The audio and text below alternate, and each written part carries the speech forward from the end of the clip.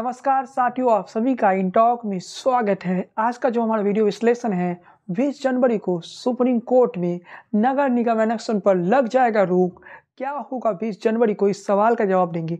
क्या वाकई 20 जनवरी को सुप्रीम कोर्ट में नगर निगम इलेक्शन पर रोक लग जाएगा? आप थोड़ा पीछे का बैकग्राउंड देख रहे हैं, तो ऐसी बैकग्राउंड इसलिए है कि इस वक्त ठंड काफ़ी है और इस कारण से मैं अपने स्टूडियो में वीडियो शूट नहीं कर पा रहा हूँ, यहाँ से कर रहा हूँ। लेकिन चलिए, बैकग्राउंड का कोई फ़र्क नहीं पड़ता है। लेकिन चलिए, आज की वीडियो की शुरुआत करते हैं। 20 जनवरी को सुप्रीम कोर्ट में क्या होगा, क्या हो सकता है सुप्रीम कोर्ट में, इन सारे सवालों का उत्तर आज के इस वीडियो में मिल जाएगा। तो हम आपसे यही कहेंगे, इस वीडियो को आप पूरा देखिए, आप समझ जाइएगा कि सुप्रीम कोर्ट में क्या होने वाला है। सबसे पहले आपको हम बताते हैं 19/10/2022। मैंने अपने वीडियो में कई बार आपको बता चुके हैं कि 19/10/2022 को पटना हाई कोर्ट ने एक निर्णय लिया। उस निर्णय में पटना हाई कोर्ट ने ये कहा था, जो कि उस वक्त की ऑर्डर की कॉपी में आप देख सकते हैं, 19/10/2022। उस दिन पटना हाई कोर्ट ने बिहार सरकार को एनेक्शन करवाने का परमिशन दिया, ये कहा कि आप सुप्रीम कोर्ट के जो गाइडलाइन है, उस गाइडलाइन का पालन करते हुए एनेक्शन करवाएंगे। अब 2 पेजों का एनेक्शन कंप्लीट हो चुका है और तीसरा पेज में 24 नगर निकाय क्षेत्र है जहां इलेक्शन होना है, जो कि फरवरी में हो सकती है। जहां तक की संभावना है, उस पर हम विस्तार से तारीख बताएंगे, फरवरी में होगा या मार्च अप्रैल में होगा। तीसरे पेज का हम नेक्स्ट वीडियो लेके आएंगे, जल्द ही लेके आएंगे। तीसरे पेज पर भी हम जल्द ही एक वीडियो लेके आएंगे। लेकिन अभी बात करते हैं सुप्रीम कोर्ट में 20 जनवरी को क्या होगा। तीसरा पेज का इलेक्शन शायद फरवरी में हो या मार्च अप्रैल में होगा, तब तक तो सुप्रीम कोर्ट का निर्णय आ जाएगा। लेकिन चलिए साथियों, सुप्रीम कोर्ट के निर्णय आज ही मैं आपको बता देता हूँ। तो सबसे पहले हमें एनालिसिस करना होगा उन तमाम मुद्दों पर जो मुद्दा बड़ा बन चुका है, क्या है असल में। तो सबसे पहले आपको बताते हैं 19/10/2022 को बिहार सरकार पटना हाईकोर्ट में रिव्यू पिटीशन डाला और जो मिलॉर्ड थे उनसे कहा, आपने इससे पहले जो फैसला लिया है उस फैसले में हम कुछ बदलाव चाहते हैं। यानी 4 अक्टूबर 2022 के फैसले में हम कुछ बदलाव चाहते हैं। मिलॉर्ड ने जब इस सवाल को सुना तो उसके बाद मिलॉर्ड ने ये कहा कि आप सुप्रीम कोर्ट की गाइडलाइन के मुताबिक और पटना हाई कोर्ट ने जो गाइडलाइन तय किए हैं उसके अंतर्गत ट्रिपल टेस्ट की प्रक्रिया करी। जो पुनर्विचार याचिका दायर की गई थी ना 4 तारीख के फैसले के खिलाफ, उस फैसले पर ही मिलॉर्ड 19/10/2022 को डटे रहे। उसके बाद पटना हाईकोर्ट के जज ने यह कहा कि आप ट्रिपल टेस्ट की प्रक्रिया करवाइए और ट्रिपल टेस्ट की प्रक्रिया के बाद आप एनेक्शन करवाने के लिए स्वतंत्र थे। उसी दिन बिहार सरकार को एनेक्शन करवाने के लिए परमिशन दे दी गई थी और पटना हाईकोर्ट ने साफ कह दिया था, आप एनेक्शन करवा सकते हैं। उसका बिहार सरकार ने बताया कि हमारे आयोग में ये 5 सदस्य रहेंगे और वो 5 सदस्य जेडीयू और आरजेडी के नेताओं के नाम ही थे। जिस पर सवाल खड़ा हो रहा है ना, ये जेडीयू और आरजेडी का आयोग है, उस सवाल का उत्तर आप देख सकते हैं। पटना हाईकोर्ट ने सुप्रीम कोर्ट के तय मानकों का पालन, जो सुप्रीम पटना हाईकोर्ट ने क्या कहा, तो चलिए हमको बताते हैं। जो कि मैंने शुरुआती वीडियो में बताया भी, पटना हाईकोर्ट ने कहा कि आप सुप्रीम कोर्ट के गाइडलाइन के मुताबिक ट्रिपल टेस्ट की प्रक्रिया करवा लीजिए। अति पिछड़ा आयोग की अनुशंसा पर, यानी अति पिछड़ा आयोग की जब रिपोर्ट आएगी तो उसके बाद आप एनेक्शन करवाने के लिए स्वतंत्र है। तो इस आधार पर देखें तो बिहार सरकार को 26 या 27 तारीख को अति पिछड़ा आयोग की रिपोर्ट तैयार हो गई, जिसे जो कि निजी एजेंसी है, जो कि रिसर्च और यही सब काम करते हैं, डाटा का एनालिसिस करते हैं, उन्हें डाटा दे दी गई थी और वो अपना रिपोर्ट 26 तारीख तक तैयार कर लिए। उसके बाद 26-27 तारीख को जब रिपोर्ट तैयार हो गई तो उसके बाद कुछ लोग कोर्ट गए और एक आदेश की कॉपी लेके आए। लेकिन बिहार सरकार का एनेक्शन का ऐलान हुआ 30 तारीख को। लेकिन उसी आदेश कॉपी ने, जो सुप्रीम कोर्ट का दिखाया जाता है ना, सुप्रीम कोर्ट के आदेश की कॉपी को अगर आप पढ़िएगा, कमीशन को तब तक काम करने से रोक दिया था जब तक सुप्रीम कोर्ट में बिहार सरकार जवाब नहीं देती है। यहाँ ध्यान से सुनिए, सुप्रीम कोर्ट ने कमीशन को असंवैधानिक नहीं बताया। सुप्रीम कोर्ट ने यहाँ पर कमीशन को काम करने से रोका है, यहाँ कमीशन पर असंवैधानिक घोषित नहीं किया। सुप्रीम कोर्ट ने कहा कि 4 से 5 सप्ताह में बिहार सरकार जवाब दे, उसके बाद हम देखेंगे बिहार सरकार के जवाब से सर्टिफाइड हो जाते हैं तो हम इस कमीशन को सही मानेंगे। यानी कमीशन को अभी तक सुप्रीम कोर्ट ने कमीशन पर ये नहीं कहा कि ये सभी कमीशन जो गठित किए ना, ये वाकई जेडीयू आरजेडी का कमीशन है। बिहार सरकार की तरफ से भी कई जवाब दिए गए हैं, उन जवाबों पर भी हम चर्चा करेंगे। लेकिन 20 जनवरी का जो फैसला आने वाला है ना, ये काफ़ी महत्वपूर्ण हो जाता है। इन टॉक पहला चैनल ही है जो अक्टूबर में बता दिया था कि दिसंबर में इलेक्शन होगा और पहले 2 पेजों का इलेक्शन दिसंबर में हो गया। लेकिन तीसरे पेज का इलेक्शन भी बहुत जल्द हम आपको तारीखों के बारे में बता देंगे। लेकिन इस वक्त मैं आपको बताने जा रहा हूँ कि सुप्रीम कोर्ट ने कहीं ये नहीं कहा कि ये जो आयोग है, इस आयोग के कमीशन को हम ये कहते हैं कि ये कमीशन जो है, ये कमीशन असंवैधानिक है, इस कमीशन को हम मानते ही नहीं। सुप्रीम कोर्ट ने ये कहा 4 से 5 सप्ताह के अंदर जवाब दीजिए। सुप्रीम कोर्ट ने कमीशन के लोगों को काम करने से रोका है। पिछली वीडियो हमारा देख लीजिए, जब मैंने बताया था कि ये लोग खुद कोर्ट रूम में जाकर कहते हैं कि मिलॉर्ड, हम आपने काम करने से रोका है, लेकिन बिहार सरकार ने तारीखों का ऐलान कर दिया। सुप्रीम कोर्ट के जज साहब ने ये जवाब दिया, अगर कुछ गड़बड़ी पाई गई, चुनाव के जो फैसला है उसे पलट देंगे।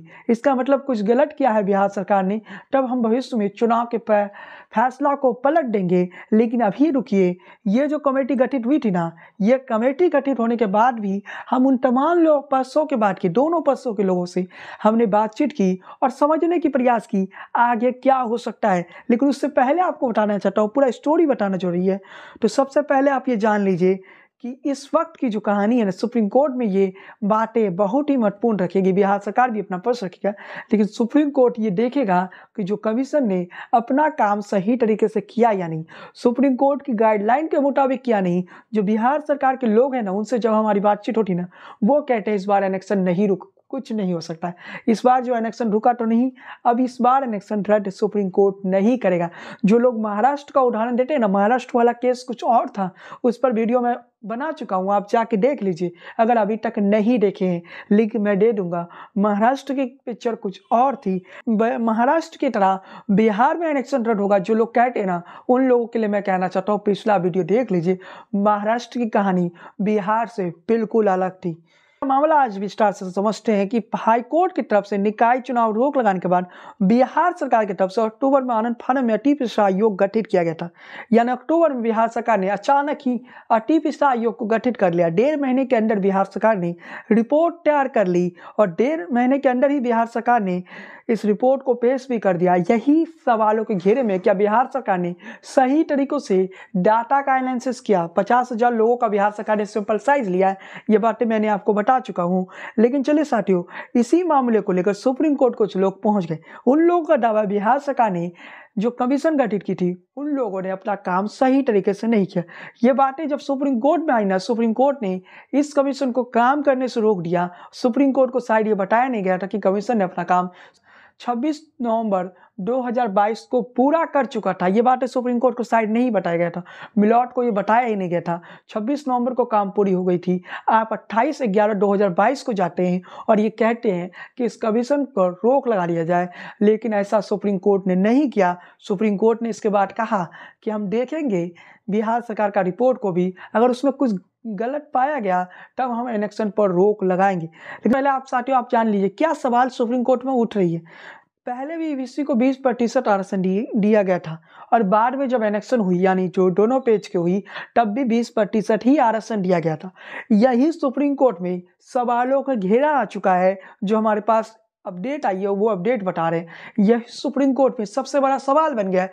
आपने जब अति पिछड़ा आयोग के रिपोर्ट तैयार नहीं करवाया था, तब भी आपने 20% आरक्षण दिया, उसके बाद भी आप 20% आरक्षण देते हैं, तो कहीं ना कहीं आपके जो आंकड़ा है ना, जो आपने तरीके से पेपर टेस्ट की प्रक्रिया करवाई, वो सवालों के घेरे में आ चुका है। ये बातें सुप्रीम कोर्ट पे 20 जनवरी को सुनवाई में उठेगी। समझ गए? 20 जनवरी को सुनवाई में क्या मुद्दे उठेंगे? तो सबसे बड़ा मुद्दा ये उठेंगे, आपने ट्रिपल टेस्ट की प्रक्रिया नहीं करवाया, तब भी आपने 20% आरक्षण दिया, जब करवाया तब भी आपने 20% ही आरक्षण दिया।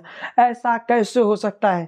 इसलिए जो विरोधी खेमे है ना, थोड़ा उल्लास में है, थोड़ा खुशी में है कि यही वो मामला है जहां वो बिहार सरकार को घेर सकती है।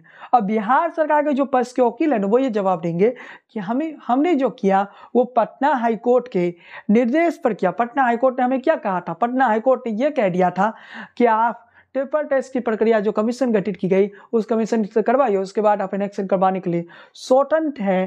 कहीं ना कहीं इस चुनाव में बिहार सरकार की तरफ से कई गलतियां हुई, लेकिन उधर का जो पक्ष है उसी गलतियों का फायदा उठाने का तैयारी कर रहा है।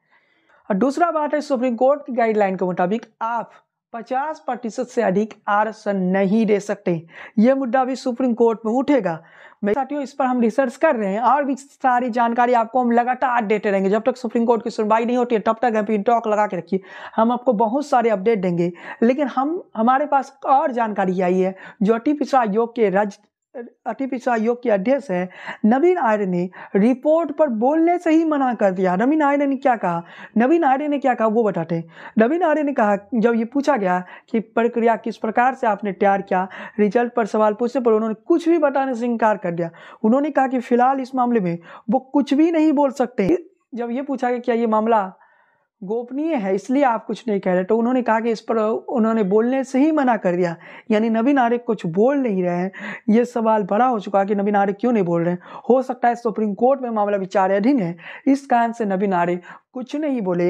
लेकिन इस वक्त भी बिहार सरकार स्ट्रांग है, ये बातें हम आपको बता देना चाहते हैं। जो बिहार सरकार के वकील है ना, वो ऑफलाइन तरीके से यही बातें कह रहे हैं कि इस वक्त हम लोग स्ट्रांग हैं, ये केस को हम लोग जीत जाएंगे। ये बातें बिहार सरकार की तरफ से कही गई।